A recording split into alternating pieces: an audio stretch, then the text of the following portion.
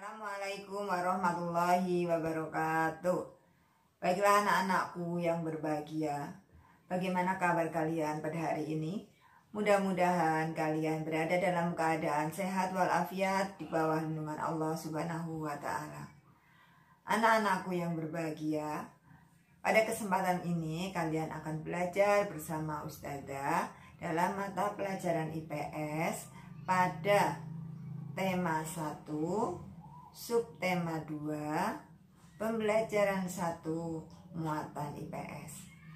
Namun sebelum kita membahas materi tema 1, subtema 2, terlebih dahulu Ustazah akan membahas tugas yang kemarin Ustazah berikan. Alangkah lebih baiknya sebelum pelajaran dimulai, marilah kita buka bersama dengan bacaan basmalah. Bismillahirrohmanirrohim. Silahkan kalian siapkan buku-bukunya beserta tugas yang kemarin Ustazah berikan. Baiklah anak-anak, silahkan kalian buka bukunya. Tugas yang kemarin kita bahas satu persatu.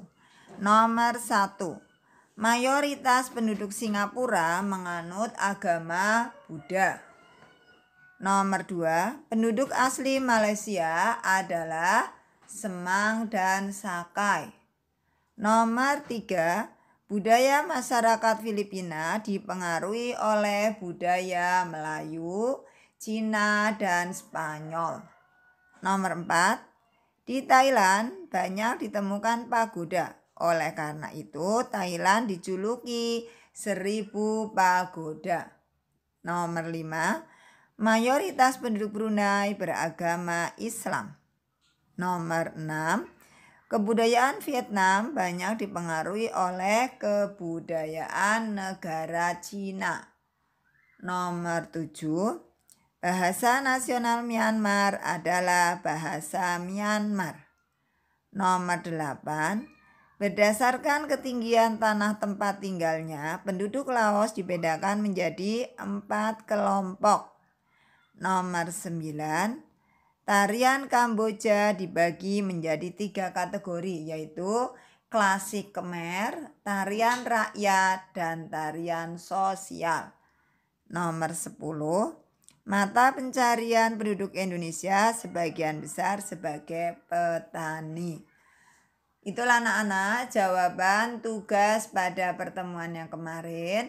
Silahkan kalian koreksi salahnya berapa kalian tuliskan. Ya, pada kesempatan ini kita lanjutkan materi kita, yaitu tema 1, selamatkan makhluk hidup, subtema 2, hewan sahabatku, pembelajaran 1, muatan IPS, tentang potensi ekonomi negara-negara ASEAN. Dari pembelajaran ini nanti diharapkan kalian mampu mengidentifikasi karakteristik geografis dan kehidupan sosial budaya, ekonomi, politik di wilayah ASEAN. Kalian juga mampu menyajikan hasil identifikasi karakteristik geografis dan kehidupan sosial budaya, ekonomi, politik di wilayah ASEAN. Baiklah anak-anak, kita amati peta ASEAN yang ada di layar kalian. Kawasan Asia Tenggara terletak pada jalur perdagangan dunia. Kawasan ini menjadi jembatan antara kawasan Eropa dan Asia Timur. Oleh karena itu, Asia Tenggara menjadi wilayah persaingan bagi pihak-pihak yang ingin memanfaatkan kedudukan strategis kawasan ini. ASEAN berperan sebagai wadah untuk menghindari persengketaan yang mungkin timbul. Dengan posisi yang strategis ini, setiap negara di kawasan Asia Tenggara memiliki kekayaan sumber daya alam yang menjadi kekuatan negara tersebut. Baiklah, kita lihat satu persatu apakah yang menjadi potensi ekonomi negara-negara anggota ASEAN yang menjadi kekuatan bagi negara tersebut. Yang pertama adalah Malaysia. Kegiatan ekonomi penduduk Malaysia adalah pertanian, pertambangan, dan perindustrian. Komoditas ekspor utama negara Malaysia adalah sawit dan timah. Malaysia merupakan negara penghasil karet terbesar ketiga di dunia setelah Thailand dan Indonesia. Dan Malaysia juga merupakan penghasil timah terbesar di dunia. Itulah kekayaan alam atau sumber daya alam yang menjadi kekuatan ekonomi negara Malaysia. Yang kedua, negara Singapura. Negara Singapura, mata pencaharian penduduknya adalah perdagangan dan perindustrian. Dan Singapura merupakan negara termaju di kawasan Asia Tenggara. Karena letaknya yang sangat strategis inilah menjadikan negara Singapura menjadi transit teramai di Asia. Hal ini menjadi sumber devisa yang sangat besar bagi Singapura. Adapun hasil industri Singapura yaitu kapal, tekstil, elektronik, dan industri makanan. Itulah sumber kekuatan negara Singapura. Kita lanjutkan dengan negara Brunei Darussalam. Brunei Darussalam merupakan negara di Asia Tenggara yang memiliki pendapatan per kapita tertinggi. Dan negara ini merupakan penghasil minyak bumi dan gas alam yang menjadi sumber devisa negara terbesar. Dan Brunei Darussalam merupakan penghasil minyak bumi dan gas alam terbesar di Asia Tenggara. Itulah Brunei Darussalam. Kita lanjutkan dengan Filipina. Filipina juga negara agraris, sehingga mata pencarian penduduk Filipina sebagian besar adalah bertani. Selain itu juga bekerja di bidang pertambangan dan perindustrian. Filipina mengalami kemajuan yang sangat pesat di bidang pertanian, sehingga dijuluki dengan revolusi hijau atau Home of the Green Revolution. Hasil pertanian Filipina yang diekspor yaitu nanas, padi, kelapa, dan gula. Sedangkan hasil perindustriannya berupa obat-obatan, kertas, dan tekstil. Dan hasil pertambangannya berupa emas, perak, tembaga, batu bara, dan seng. Itulah sumber daya alam dan sumber kekayaan serta sumber kekuatan bagi negara Filipina. Kita lanjutkan negara Indonesia, yaitu negara kita tercinta. Merupakan negara pengekspor minyak dan gas bumi, tekstil, dan produk-produk dari kayu. Keindahan alam Indonesia menjadi sumber devisa negara dari sektor pariwisata. Dan Indonesia juga merupakan negara agraris, sehingga sebagian besar penduduknya bermata pencarian sebagai petani. Selain itu juga perindustrian dan perdagangan. Kita lanjutkan dengan Laos. Laos perekonomiannya dari sektor pertanian, perkebunan, dan peternakan. Hasil pertanian Laos berupa jagung, padi, sayur mayur, dan buah-buahan. Sedangkan hasil perkebunannya berupa kelapa. Dan hasil peternakannya berupa kerbau, sapi, dan unggas. Itu sumber kekayaan negara Laos.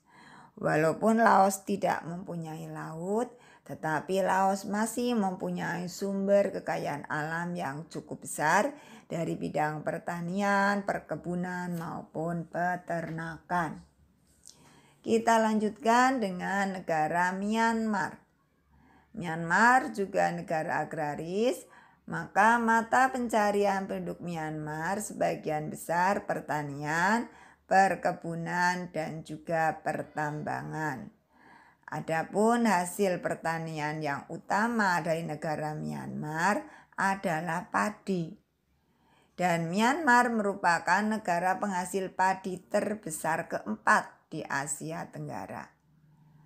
Hasil perkebunan Myanmar berupa tebu dan kayu jati, sedangkan hasil pertambangan Myanmar berupa seng, tembaga, emas, perak, timah, dan minyak bumi. Kita lanjutkan. Setelah Myanmar ada juga Thailand. Thailand bermata pencaharian penduduknya di bidang pertanian, perkebunan, pertambangan, dan perindustrian. Hasil pertanian utama Thailand adalah padi. Thailand merupakan negara penghasil padi terbesar kedua di Asia Tenggara setelah Vietnam. Dan Thailand merupakan negara pengekspor beras terbesar. Sehingga Thailand dijuluki lumbung padi Asia. Hasil perkebunan Thailand berupa kayu jati, sedangkan pertambangannya berupa timah dan mangan. Penghasilan devisa terbesar Thailand itu dari sektor pariwisata. Karena di Thailand itu banyak sekali tempat-tempat wisata. Karena keunikan tempatnya seperti banyaknya pagoda yang merupakan tempat untuk beribadah para biksu. Sehingga Thailand dijuluki 1000 pagoda. Ya, kita lanjutkan dengan negara berikutnya yaitu Vietnam. Vietnam penduduknya bermata pencarian sebagai petani di bidang industri dan juga di bidang pertambangan. Vietnam merupakan negara penghasil padi terbesar di Asia Tenggara dan merupakan pengekspor beras terbesar kedua setelah Thailand. Hasil industrinya berupa pupuk, ban, dan tekstil. Sedangkan hasil pertambangan Vietnam berupa emas, biji besi, timah, dan seng. Ya, kita lanjutkan negara Kamboja. Kamboja, mata pencaharian penduduknya sebagian besar sebagai petani. Kegiatan pertaniannya dilakukan di sepanjang Sungai Mekong dan di sekitar Danau Tonle Sap. Itulah daerah yang subur di Kamboja. Hasil pertaniannya berupa padi dan karet. Sedangkan hasil pertambangannya berupa besi, tembaga, mangan, dan emas. Itulah anak-anakku sekelumit tentang sumber daya alam negara-negara di Asia Tenggara. Bagaimana anak-anak? Sudah paham? Ya. Nanti kalian baca lagi rangkumannya, kalian tempelkan di buku catatan kalian, kemudian dipelajari. Sekarang kalau kalian sudah paham, kerjakan latihan soal di bawah ini.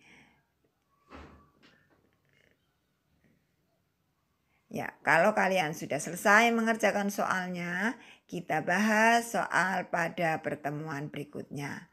Mungkin itu saja dari Ustadzah. Terima kasih anak-anak. Ustadzah tutup. Wassalamualaikum.